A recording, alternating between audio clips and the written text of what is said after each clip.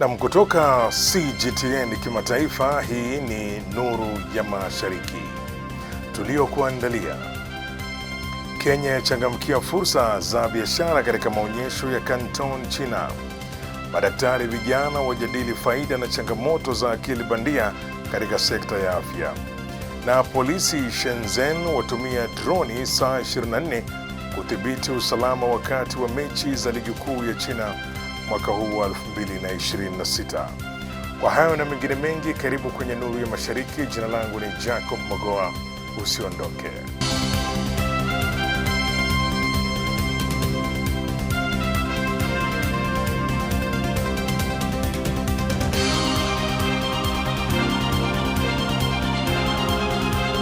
Na karibu tena.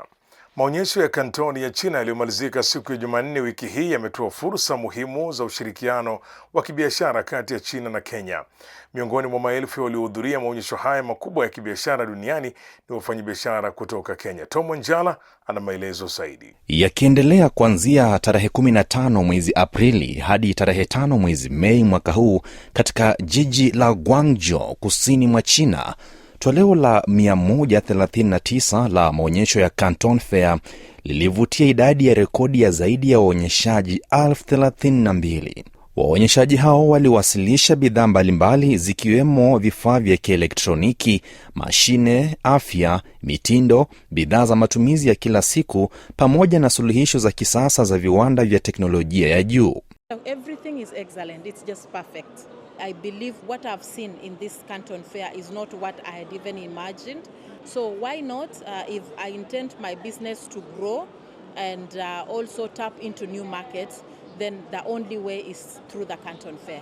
Preti ni mmoja wa ujumbe wa wanunuzi 179 kutoka Kenya. Kampuni yake hutoa vifaa vya usafi, huduma na mahitaji ya vyumba vya wageni kwa hoteli na taasisi nyingine. Hapo awali alikuwa akinunua bidhaa za China kupitia mawakala wakati, hali iliyosababisha gharama kubwa na faida ndogo. Sasa anasema maonyesho ya Canton Fair yamevuka matarajio yake. I look forward if I have a chance of even coming in October and next year again and again I will be here. But now I've taken it, it's now my duty to see to it as an ambassador of Canton Fair that I will be able to encourage others and just come to China and do trade. Mfanyi biashara mwingine wa Kenya, Richard Dongo, anasema kwamba amejifunza mengi sana kutoka kwa maonyesho ya Canton Fair. Dongo anaendesha biashara ya kusafirisha nje bidhaa maalum za kilimo kama vile kahawa na chai. Lengo lake ni kuonyesha bidhaa bora za Kenya katika maonyesho yajayo ya Canton. I'm here to make sure that our Kenyan exporters, they can be able to export and look market for our product, because here we have a lot of huge market and this is the only one of the entry point to the Chinese market. And actually the way we are engaging with other international buyers, we are meeting here. Kwa ujumla, toleo la 139 la maonyesho ya Canton limeonyesha ufanisi mkubwa katika kukuza biashara ya kimataifa kwa kuwaleta pamoja maelfu ya wafanya biashara, wanunuzi na wawekezaji kutoka sehemu mbalimbali za dunia. Idadi ya waonyeshaji zaidi ya 32,000 imeweka rekodi mpya, jambo linaloashiria kuimarika kwa mazingira ya biashara ya kimataifa pamoja na kuongezeka kwa imani ya wawekezaji katika soko la China. Kupitia majukwaa ya ana kwa ana na kidijitali, washiriki wamepata nafasi ya kujifunza mwenendo mpya wa soko, kuanzisha ushirikiano wa muda mrefu na kufikia bidhaa na teknolojia za kisasa. Maonyesho haya ya Canton ya 139 yamekuwa kichocheo muhimu cha upanuzi wa masoko kwa nchi zinazoendelea kama Kenya, kwa kuwapa wafanya biashara jukwaa la moja kwa moja la kuonyesha bidhaa zao na kuingia katika ushindani wa kimataifa. Ushiriki wa wafanya biashara wa Kenya umeonyesha kuwa kuna fursa kubwa ya kuuza bidhaa za kilimo na viwanda nje ya nchi, huku pia wakipata teknolojia na bidhaa za kuimarisha uzalishaji wao wa ndani. Mafanikio haya yanaonyesha wazi kuwa maonyesho ya Canton si tu tukio la biashara, bali pia ni daraja la kimkakati linalounganisha masoko ya kimataifa na kuimarisha ushirikiano wa kiuchumi kati ya China na mataifa mengine. China inaendelea kujijengea sifa kama moja ya vivutio vikuu vya utalii duniani, huku wageni wengi wa kimataifa wakivutiwa na miundombinu yake ya kisasa pamoja na mazingira salama na ya ukarimu. Nilizamia taarifa hiyo na kukuandalia ripoti ifuatayo. Katika kipindi cha likizo ya siku 5 ya sikukuu ya Mei Mosi, idadi ya watalii imeongezeka kwa kasi. Hii imechangia kwa kiasi kikubwa na sera mpya za kuondoa viza au kurahisisha viza za mpito kwa raia wa mataifa mbalimbali. Jiji la Shanghai limekuwa kitovu kikuu cha wageni wa kimataifa, wengi wao wakifika kujionea utamaduni wa China na kufurahia vyakula vya kienyeji. We are impressed with China. We love China now. We are similar in the culture. For example, the spicy food. Wakati huo mji wa Chongqing uliopo kusini magharibi mwa nchi hiyo umeibuka kuwa kivutio kipya cha watalii. Wageni wengi wanashangazwa na mandhari yake ya kipekee ya majengo yaliyojengwa juu ya milima na kando ya mito mikubwa. City on the hills is amazing. So when you first go to one of the rivers and you see how the huge buildings cluster over the rivers, that's amazing. Kwa upande mwingine, mtalii kutoka Ufaransa alisifu sana miundombinu ya China, akisema ni ya kisasa na yenye ubunifu mkubwa. Alitaja hasa usafiri wa chini ya ardhi, yani metro, kuwa ni bora, wa haraka na unaofanya kazi kwa ufanisi mkubwa. Pia aliwapongeza wananchi wa China kwa ukarimu wao kwa wageni. I also think like the infrastructures are very good and very futuristic and modern. Like the subway is very efficient and it's very good. So I want to give a thumbs up to the Chinese people, because I think they are very kind with foreigners.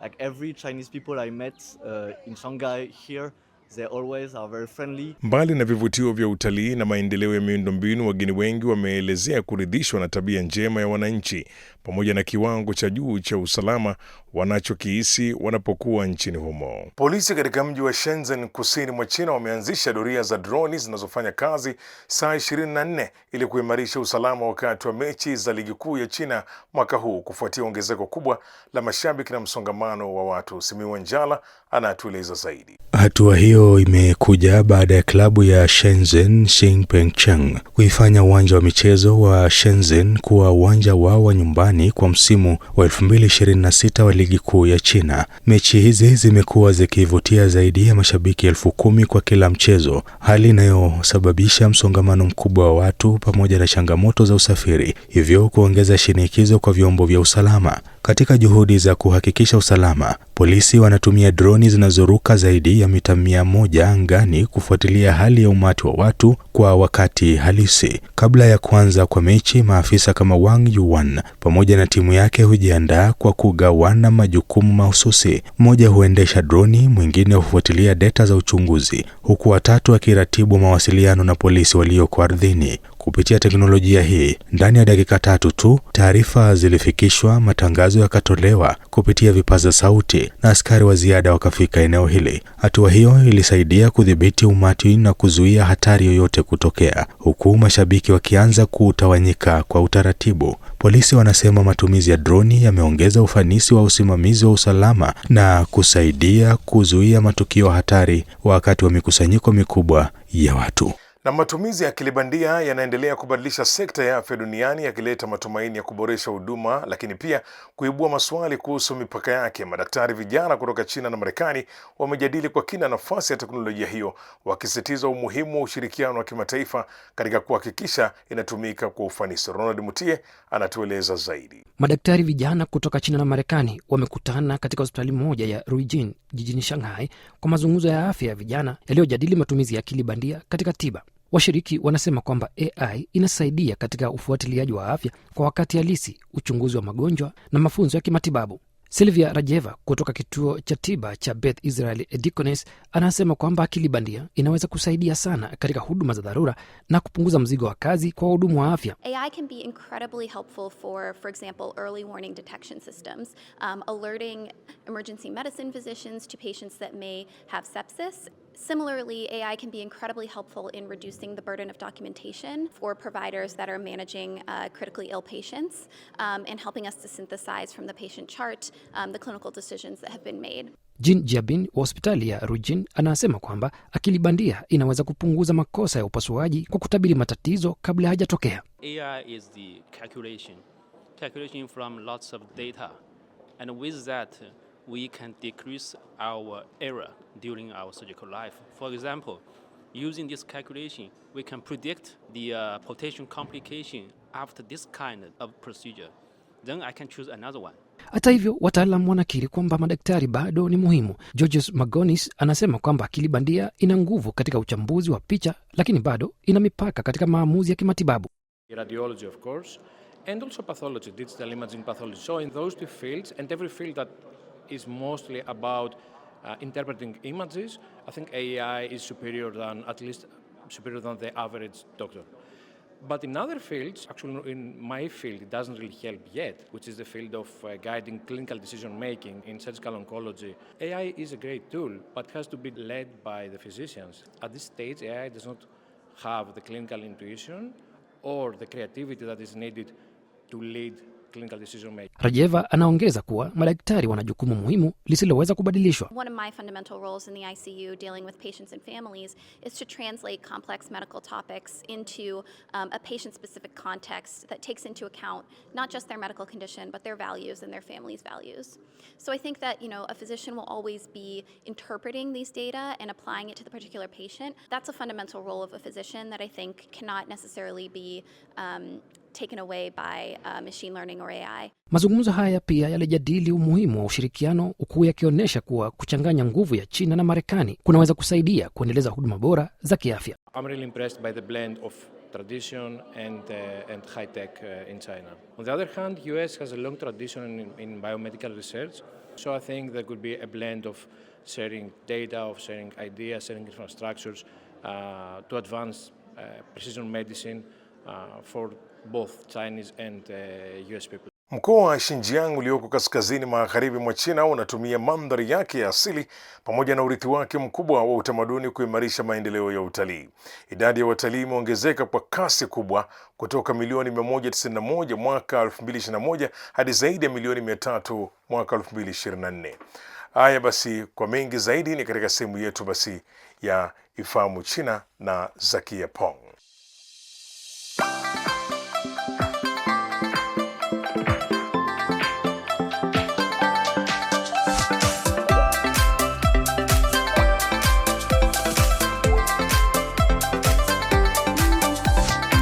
Mambo na karibu katika kipindi cha Ifahamu China. Mimi ni Zakia Peng. Mkoa wa Xinjiang ulioko kaskazini magharibi mwa China unatumia mandhari yake ya asili na urithi mkubwa wa utamaduni kuongeza kasi ya maendeleo ya utalii. Kwa mujibu wa takwimu husika, idadi ya watalii walioingia Xinjiang iliongezeka kutoka milioni 191 mwaka 2021 hadi zaidi ya milioni 300 mwaka 2024. Takwimu hizi zinaonyesha uhai mkubwa wa sekta ya utalii na utamaduni mkoani humo. Mbali na mandhari yake ya asili ya kuvutia, Xinjiang pia inajivunia urithi mkubwa wa utamaduni. Kwa miji yake ya kale inayovutia watalii kutoka mbali na karibu. Katika kaunti ya Moyu ya wilaya ya Hotan, mji wa zamani katika njia ya kale ya Hariri umefufuka baada ya kufanyiwa ukarabati. Katika miaka 5 iliyopita, mamlaka za huko zilikarabati maeneo ya makazi na miundombinu ya mji wa kale wa Moyu. Na mji huo mpya wa kale ulifunguliwa kwa umma mwaka jana. Abdikemu Dana, mkazi wa huko. Alifungua duka la uchoraji katika mji wa kale wa Moyu. Ametengeneza zaidi kazi 7,000 zinazoonyesha mabadiliko makubwa katika maskani yake. Ingawa hajapata mafunzo yoyote rasmi na amejifunza kuchora kutokana na mapenzi binafsi, somo lake kubwa katika michoro yake ni mti wa mpopla, kwa kuwa ni alama ya matarajio mazuri ya watu wa Hotan katika kuzuia dhoruba ya mchanga na kujenga maisha yao. Hii leo Xinjiang inajivunia maeneo 18 ya ngazi A ya kitaifa, ikichukua nafasi ya 3 nchini, ambayo yamekuwa ni maeneo ya lazima kutembelea kwa wageni kutoka ndani na nje ya nchi. Wakati huo huo, pato la jumla linalotokana na utalii mkoani humo pia limeongezeka kutoka yuan bilioni 141 mpaka zaidi ya yuan bilioni 350. Haya, kwa leo kipindi hiki kinaishia hapa. Katika kipindi kijacho nitaendelea kukuletea mambo mengine yanayovutia kuhusu utamaduni na jamii ya China. Asante kwa kuwa nami. Mimi ni Zakia Peng. Kwa heri. Na mwisho kabisa, kabla ya kukamilisha basi makala haya ya Nuru ya Mashariki, ni wakati basi wa kujifunza lugha ya Kichina. Katika sehemu hii tunakuletea masomo ya lugha ya Kichina hatua kwa hatua na kwa njia ambayo ni rahisi kabisa na ya kuvutia. Karibu basi kwa pamoja tuweze kujifunza lugha ya Kichina.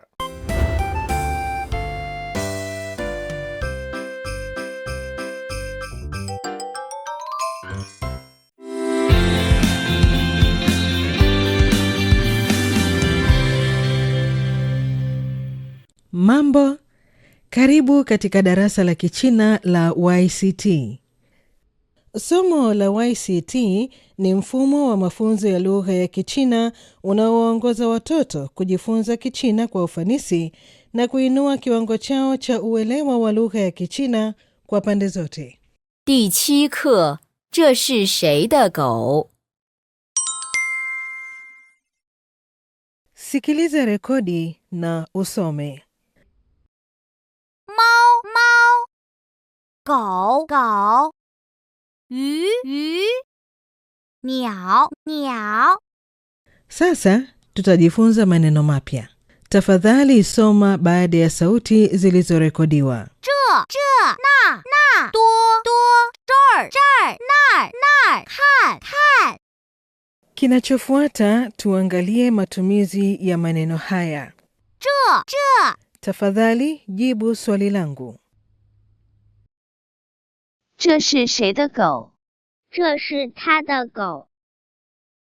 那 Tafadhali jibu swali langu. 那是谁的猫？ 那是明明的猫。 看你看 这儿 Tafadhali jibu swali langu. 这儿有什么？ 这儿有很多小鱼。 这儿有很多小鱼。 多很多 那儿 Tafadhali jibu swali langu. 那儿有什么？ 那儿有很多小鸟。 Nyoka mwenye njaa. Yule nyoka mdogo ana njaa sana. Anajitahidi sana kutafuta chakula. Ghafla aliona vitafunio vingi vitamu, lakini anaweza tu kufurahia vitafunio baada ya kujibu wahusika kwenye vitafunio tena kwa usahihi. Je, unaweza kumsaidia? 这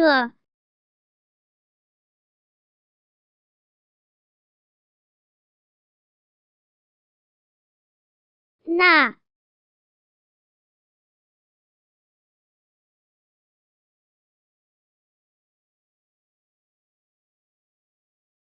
看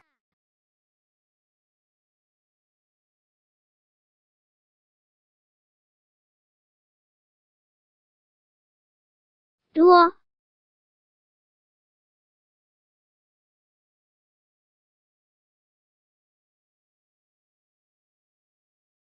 有。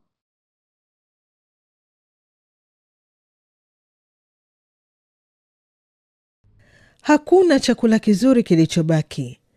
Tufanye nini? Unafikiri nyoka mdogo atakula nini mwishowe? 树。 Vizuri.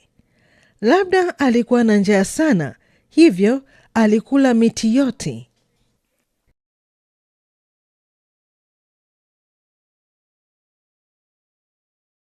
Kazi ya nyumbani ya leo ni kusoma maneno mapya.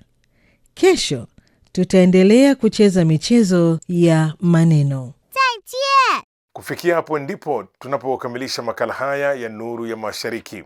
Usikose kujiunga nasi tena juma lijalo sana wakati kama huu kwa makala mengine ya Nuru ya Mashariki. Kwa niaba ya wote waliofanikisha kuletea makala haya, mimi ni Jacob Mogoa nikisema shukran kwa kuwa nami.